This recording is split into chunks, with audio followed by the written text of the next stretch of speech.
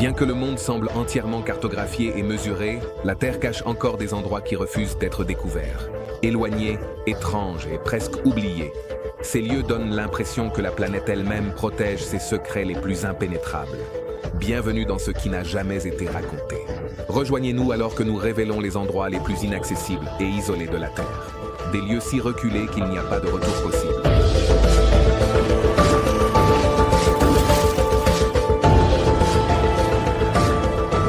Lieu numéro 20, l'île Devon, Canada. Une lande désolée s'étend à perte de vue, un paysage si étrange qu'on pourrait le confondre avec la surface de Mars. Voici l'île Devon, la plus grande île inhabitée du monde, située dans les vastes étendues reculées de l'Arctique canadien. Avec son terrain rugueux et impitoyable, et un climat qui reflète les conditions extrêmes de la planète rouge, il n'est pas étonnant que la NASA ait choisi cette île de 21 000 milles carrés comme terrain d'essai pour de futures missions vers Mars. Le cratère d'impact Houghton, une cicatrice de 14 milles de large laissée par une météorite il y a 39 millions d'années, domine le paysage de l'île.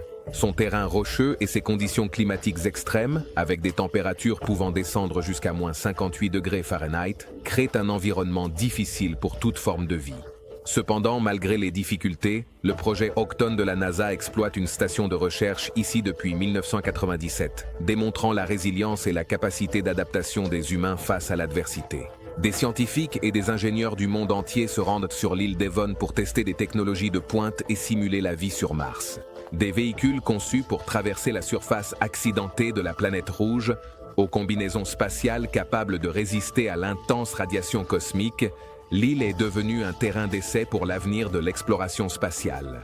Les leçons tirées ici ouvriront la voie à la plus grande aventure de l'humanité à ce jour, le voyage vers Mars.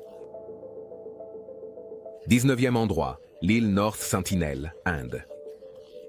L'île North Sentinel, qui ne fait qu'environ 31 milles carrés dans la baie du Bengale, a résisté à la civilisation moderne pendant plus de 60 000 ans. Abritant les Sentinelles, l'une des dernières tribus non contactées au monde, ce royaume isolé est farouchement défendu par ses habitants. Les Sentinelles ont rejeté violemment toutes les tentatives de contact, préservant résolument leur mode de vie ancestral. On sait très peu de choses sur les Sentinelles, leur langue, leur culture ou leurs croyances. On estime qu'il y a entre 50 et 400 individus vivant sur l'île, leur nombre diminuant en raison des menaces constantes de maladies et de consanguinité. Le gouvernement indien a déclaré l'île interdite aux visiteurs, respectant le souhait de la tribu de rester isolée et sans contact avec le monde moderne. En 2018, le monde a été choqué par la mort tragique de John Allen Shaw, un missionnaire américain qui a tenté d'entrer en contact avec les Sentinelles. Il a perdu la vie lors de sa 3e tentative de contact. 18e place, l'île de Surtsey, Irlande.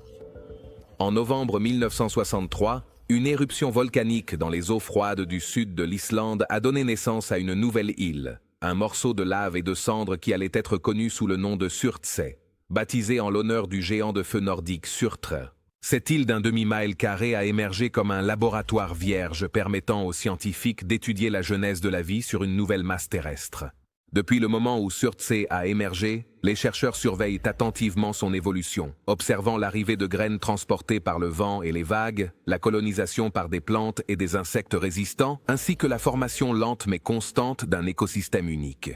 L'île a été déclarée réserve naturelle, avec un accès strictement limité au personnel scientifique, afin de garantir que son développement reste aussi naturel que possible.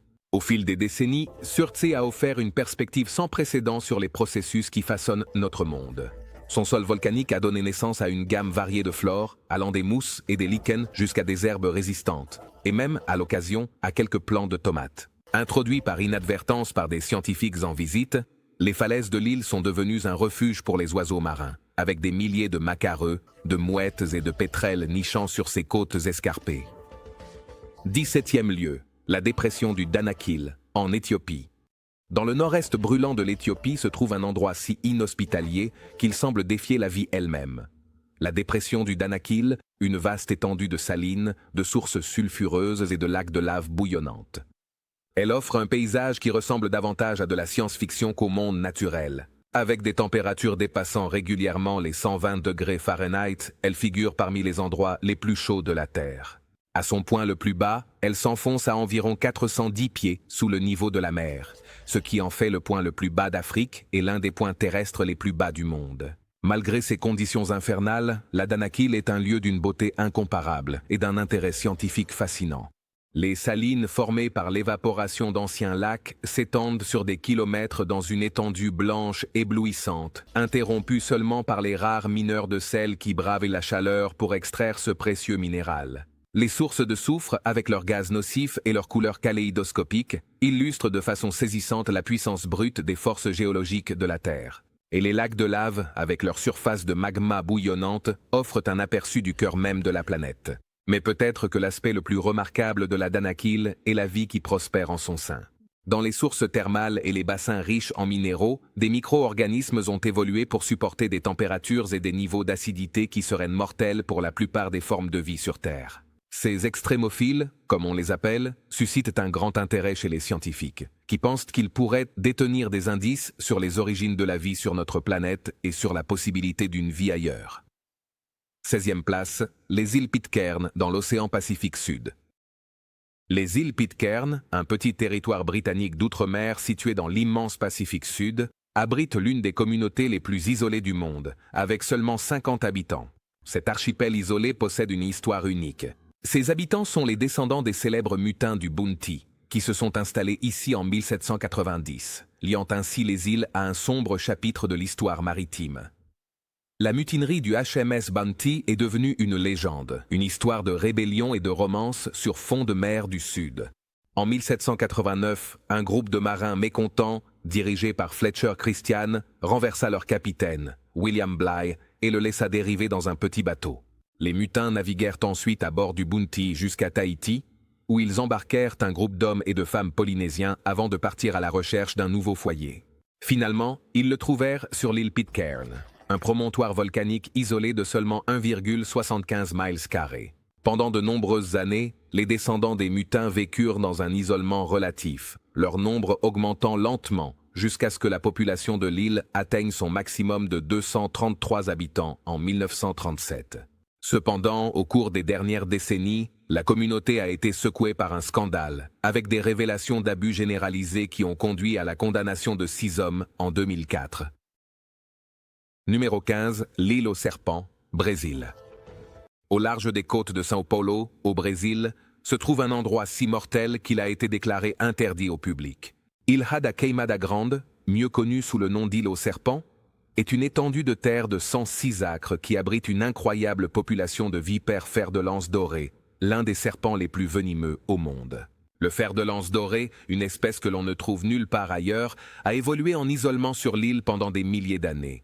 Sans prédateurs naturels et avec un approvisionnement abondant en oiseaux migrateurs dont elles se nourrissent, les serpents ont prospéré, leur nombre étant estimé entre 2000 et 4000 individus. Le venin de ce serpent est si puissant qu'il peut faire fondre la chair humaine, et une seule morsure peut tuer une personne en moins d'1 heure. La réputation mortelle de l'île lui a valu une place dans le folklore local, avec des histoires de morts horribles et d'évasions miraculeuses.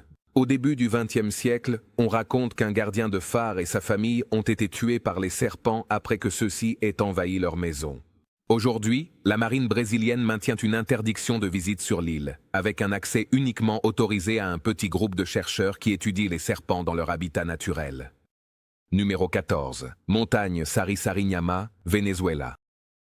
Aux confins reculés du sud du Venezuela, s'élève une montagne depuis la jungle, avec ses falaises escarpées et son sommet plat qui contraste fortement avec la végétation luxuriante qui l'entoure. C'est la montagne Sarisariñama, un lieu de mystère et de légende, où les secrets d'un monde ancien se cachent parmi les formations rocheuses tortueuses et les énormes gouffres qui marquent sa surface.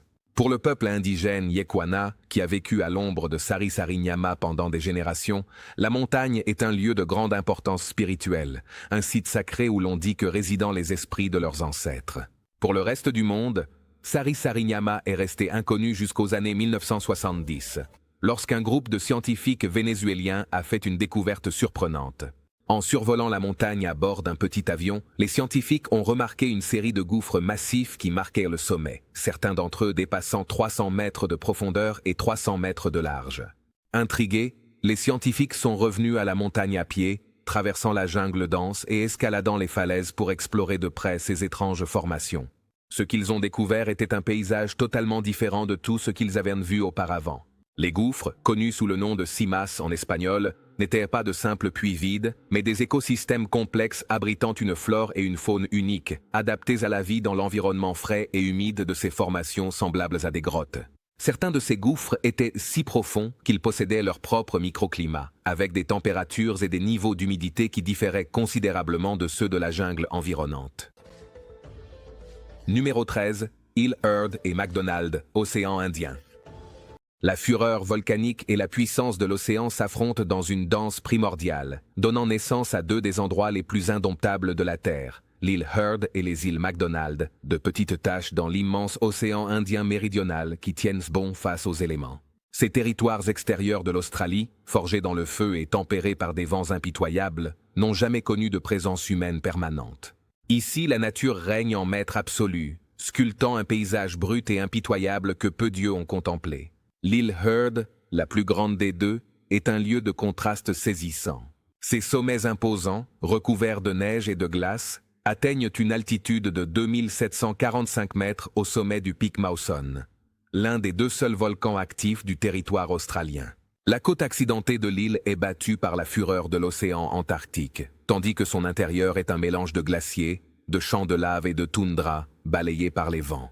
Dans cet environnement rude et hostile, la vie s'accroche avec ténacité à chaque recoin, des mousses et lichens résistants qui recouvrent les rochers jusqu'aux phoques et manchots qui trouvent refuge sur ces côtes. L'île McDonald, située à seulement 42 km à l'ouest, est un endroit encore plus inhospitalier. Ses côtes rocheuses sont frappées par des vagues furieuses et son intérieur est un désert désolé, presque entièrement recouvert de glace. Cependant, même ici, la vie parvient à survivre, avec de vastes colonies d'oiseaux marins qui sillonnent le ciel et des phoques qui se reposent sur ces plages rocheuses. Numéro 12, vallée du Javari, forêt amazonienne. La vallée du Javari, une étendue de 85 000 km² dans la forêt amazonienne, demeure un sanctuaire intact de la civilisation moderne. Cette forêt vierge abrite certaines des dernières tribus non contactées de la planète. Ces peuples autochtones ont choisi l'isolement de manière farouche, défendant leur mode de vie traditionnel contre les influences extérieures.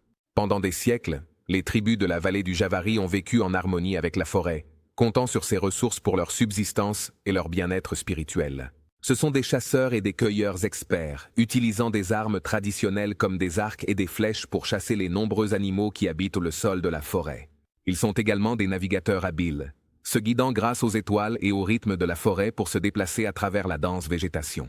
Mais au cours des dernières décennies, la vallée du Javari a été de plus en plus menacée par le monde extérieur. Des bûcherons, des mineurs et des braconniers illégaux ont commencé à envahir les terres ancestrales des tribus, cherchant à exploiter les riches ressources de la forêt à des fins lucratives. Les tribus ont répondu par une résistance farouche, affrontant les intrus lors de conflits violents et, parfois, payant de leur vie pour défendre leur foyer. Numéro 11, la fosse des Mariannes.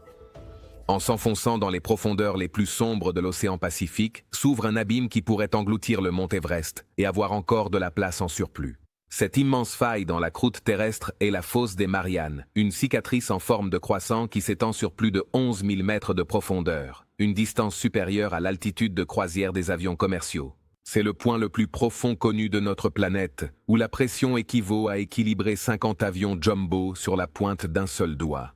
Dans ce royaume d'obscurité perpétuelle et de force inimaginable, le poids de l'eau au-dessus pourrait écraser un corps humain aussi facilement qu'une presse hydraulique écrase une canette.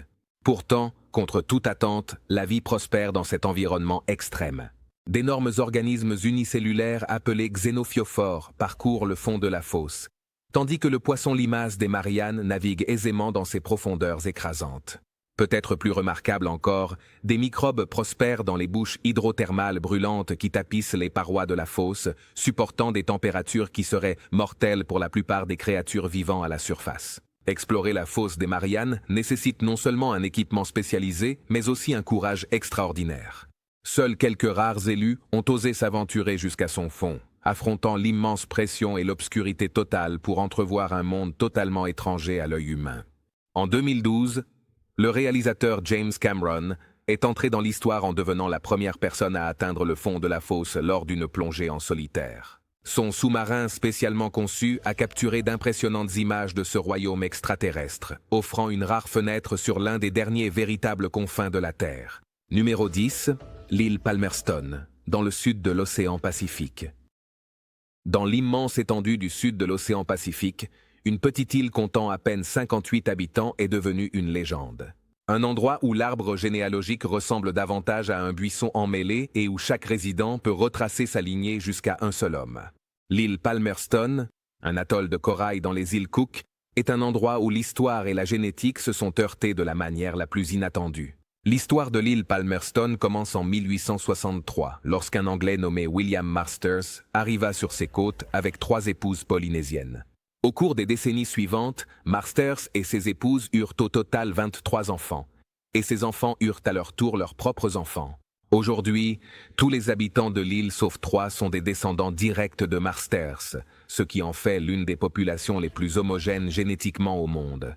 La vie sur l'île Palmerston est un retour à des temps plus simples. Sans voiture, sans magasin et sans eau courante, les insulaires vivent de la terre et de la mer, cultivant leur propre nourriture et pêchant. Ils communiquent avec le monde extérieur grâce à un seul téléphone satellite et dépendent d'un bateau de ravitaillement qui ne leur rend visite que 2 fois par an pour leur apporter des produits essentiels comme des médicaments et du carburant. Numéro 9, Adak, Alaska. À la lisière des îles Aléoutiennes, là où l'océan Pacifique rencontre la mer de Bering, se trouve un endroit que l'on a surnommé le berceau des vents. L'île d'Adak, un bout de terre balayé par les vents et dépourvu d'arbres, abrite la ville la plus occidentale des États-Unis, un endroit où le climat est si féroce et imprévisible qu'il a mérité ce surnom. Pendant une grande partie du XXe siècle, Adak était un poste militaire prospère, accueillant une base aéronavale qui a joué un rôle crucial pendant la Seconde Guerre mondiale et la guerre froide. À son apogée, la base accueillait plus de 6000 personnes et offrait une gamme complète de services, y compris des écoles, des églises et même un bowling. Mais avec la fin de la guerre froide, la base a été progressivement démantelée et en 1997, elle a été définitivement fermée. Aujourd'hui, Adak est une ville fantôme. Ses rues et ses bâtiments autrefois animés sont lentement repris par les éléments. Avec une population d'à peine 100 personnes, la ville n'est plus que l'ombre d'elle-même, un endroit où le vent hurle à travers les bâtiments abandonnés et où le brouillard venu de la mer dissimule la côte escarpée. Pour les rares habitants qui appellent Adak leur foyer, la vie est un combat constant contre les éléments. Le climat est notoirement imprévisible, avec des vents de fortes tempêtes, de fortes pluies et des brouillards denses qui peuvent surgir soudainement. Numéro 8. Villa Las Estrellas, Antarctique. Affrontant des températures pouvant descendre jusqu'à moins 128 degrés Fahrenheit et des vents dépassant les 200 miles à l'heure, un petit groupe de personnes considère comme chez lui l'un des environnements les plus inhospitaliers de la planète. En effet, Villa Las Estrellas, sur l'île du Roi-George, est l'un des 2 seuls établissements civils en Antarctique.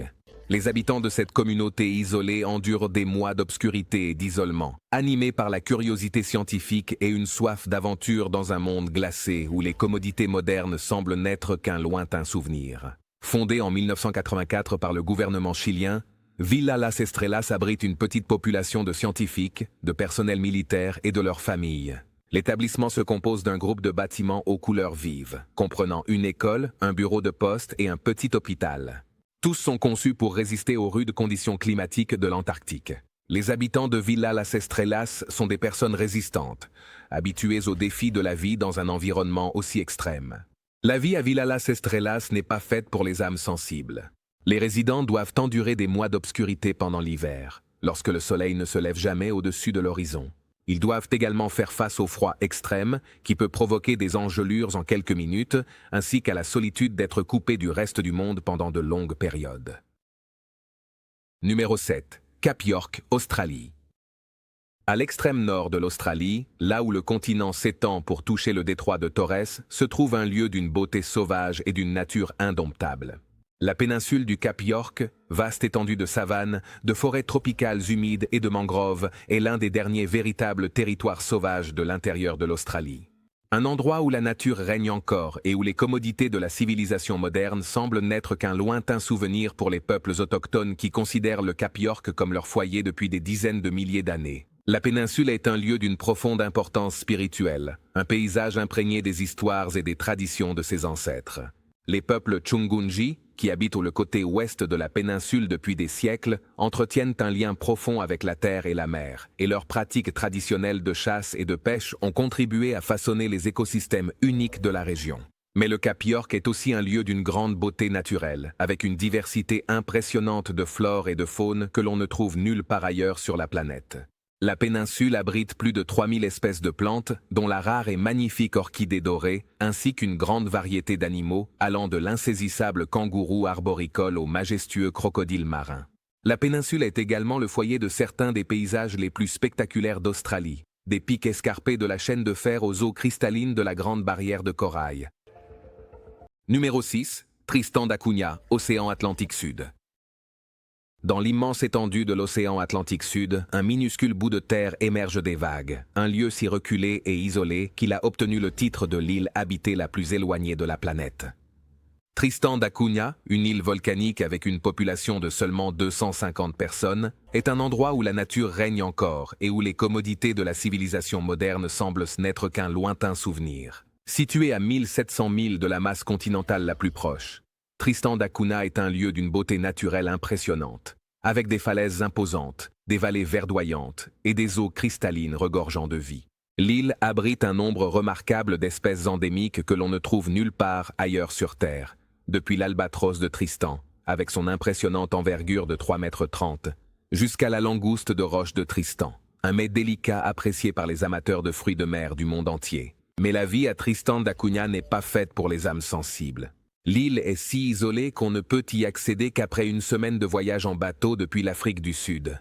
Et même ainsi, les mers agitées et les forts courants peuvent rendre le voyage dangereux. Une fois sur l'île, les habitants doivent affronter un climat rude et imprévisible, avec des vents de force tempête, de fortes pluies et des brouillards denses qui peuvent surgir soudainement. Numéro 5. Comté de Miodrag, Tibet.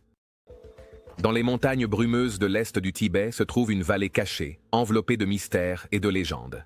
Le comté de Médoc, connu sous le nom de lotus caché en tibétain, est un lieu d'une beauté naturelle saisissante et d'une profonde signification spirituelle. Une terre où le voile entre le physique et le divin semble être le plus mince.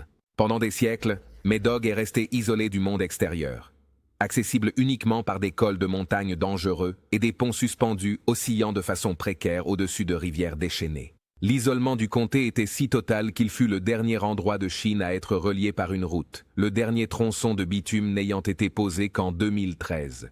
Malgré son emplacement isolé, Médoc est un lieu d'une incroyable biodiversité, avec des forêts luxuriantes, des cascades en cascades et une étonnante variété de plantes et d'animaux.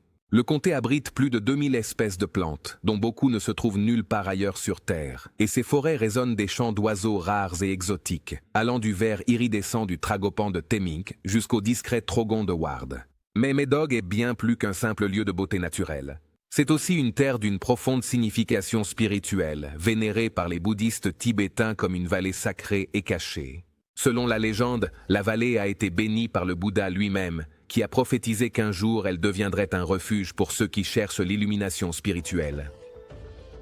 Numéro 4. Cap Melville, Australie.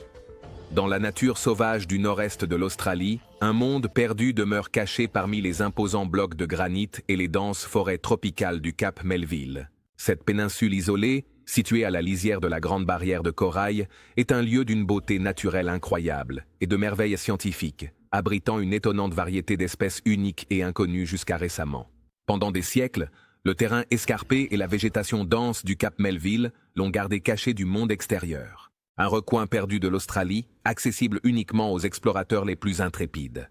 Cependant, ces dernières années, une série d'expéditions scientifiques innovantes ont commencé à révéler les secrets de cet endroit extraordinaire, découvrant un trésor d'espèces nouvelles et exotiques. Parmi les découvertes les plus remarquables au Cap Melville figurent 3 nouvelles espèces de reptiles, chacune parfaitement adaptée à la vie parmi les champs de rochers et les forêts pluviales du Cap. Il y a le gecko à queue en forme de feuille du Cap Melville, un lézard de 20 cm de long, doté de grands yeux et d'une queue semblable à une feuille tachetée qui lui permet de se fondre parfaitement dans son environnement. Il y a aussi le cinq de l'ombre du Cap Melville, un petit lézard à la queue bleu vif qui se déplace dans les ombres du sol forestier. Et, enfin, la grenouille tachetée des rochers, un rare amphibien qui vit au fond des fissures et crevasses des blocs de granit, n'émergeant que pendant la saison des pluies pour se reproduire. Numéro 3, la grotte Hang Son Doong, Vietnam. Cachée au cœur du parc national de Phong Nha Ke Bang au Vietnam, une merveille souterraine défie l'imagination. Hang Son Doong, la plus grande grotte du monde, révèle un royaume d'un autre monde où la nature règne en maître. Des rivières souterraines tracent leur chemin à travers des cavernes assez vastes pour engloutir des gratte-ciel entiers. D'imposantes stalagmites forment des forêts primitives, leur sommet atteignant des plafonds lointains enveloppés de brume.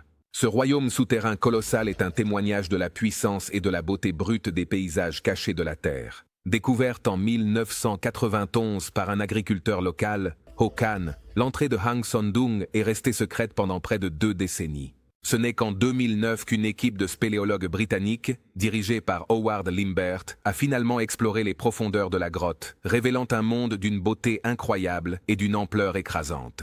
Avec plus de 5 km de long, 200 mètres de hauteur et 150 mètres de large, Hang Son Doong est une véritable cathédrale de pierre. La géologie unique de la grotte a créé un monde dans un autre monde, avec son propre système météorologique, sa flore et sa faune. La lumière du soleil filtre à travers d'énormes dolines, illuminant des jungles souterraines d'arbres anciens et d'espèces rares que l'on ne trouve nulle part ailleurs sur la planète. Les visiteurs de Hang Son Doong, limités à seulement quelques centaines chaque année, doivent traverser la jungle dense, franchir des rivières souterraines et escalader des surfaces rocheuses glissantes pour atteindre les merveilles cachées de la grotte. Numéro 2. Le mont Namuli, Mozambique. S'élevant tel un sentinelle au-dessus des forêts luxuriantes du nord du Mozambique, le mont Namuli est un lieu d'une beauté naturelle incomparable et de merveilles scientifiques étonnantes. Avec une altitude de 2420 mètres, c'est le 2e sommet le plus élevé du pays, un monolithe de granit qui domine le paysage environnant tel un immense point surgissant de la terre. Pendant des siècles, le mont Namuli est resté enveloppé de mystères, ses sommets brumeux et ses forêts denses étant en grande partie inexplorés par les étrangers. Cependant, ces dernières années, une série d'expéditions scientifiques ont commencé à révéler l'incroyable diversité de vie qui habite cette montagne. Des petits invertébrés qui se déplacent parmi la litière de feuilles jusqu'aux majestueux oiseaux qui volent au-dessus de la canopée. Ce qui est peut-être le plus remarquable au sujet du mont Namuli, c'est l'immense variété d'habitats qu'il abrite. Sur ses pentes inférieures, denses forêts tropicales regorgent de vie, leurs cimes résonnant du chant d'innombrables oiseaux et du murmure de petits mammifères. Plus haut, la forêt cède la place à un patchwork de prairies et d'affleurements rocheux, où des plantes rares et endémiques s'accrochent au sol mince et où des créatures résistantes, comme les apollons de Namuli, un petit oiseau que l'on ne trouve nulle part ailleurs sur la planète, voltigent entre les rochers. Numéro 1. La Rinconada, Pérou. Perchée dans les hautes Andes péruviennes, à une altitude impressionnante de 5900 mètres, se trouve la Rinconada, la localité permanente la plus haute du monde. Ce village précaire, juché au bord d'une mine d'or, est un endroit où la survie est un combat quotidien et où la quête de richesse a un coût terrible. Les 50 000 habitants de la Rinconada endurent des conditions de vie qui seraient impensables ailleurs. L'air y est si raréfié que même les plus robustes ont du mal à respirer. Et l'absence d'infrastructures sanitaires de base fait que des maladies comme la tuberculose et l'empoisonnement au mercure sont courantes. L'approvisionnement en eau du village est contaminé par des métaux lourds et, en l'absence d'un système adéquat d'élimination des déchets, les rues sont jonchées d'ordures et de déchets humains. Malgré les dures réalités de la vie à la Rinconada, des milliers de personnes affluent chaque année dans le village, attirées par la promesse de l'or. Les mineurs, dont beaucoup travaillent illégalement, œuvrent dans des conditions dangereuses, risquant des éboulements, des explosions et l'exposition à des produits chimiques toxiques. Les plus chanceux peuvent devenir riches, mais pour la plupart, les récompenses sont maigres, à peine suffisantes pour survivre dans cet environnement impitoyable. Merci d'avoir regardé. On se retrouve dans la prochaine vidéo. N'oubliez pas de liker cette vidéo et de vous abonner. À la prochaine. Et n'oubliez pas, nous sommes l'Onunca Contado.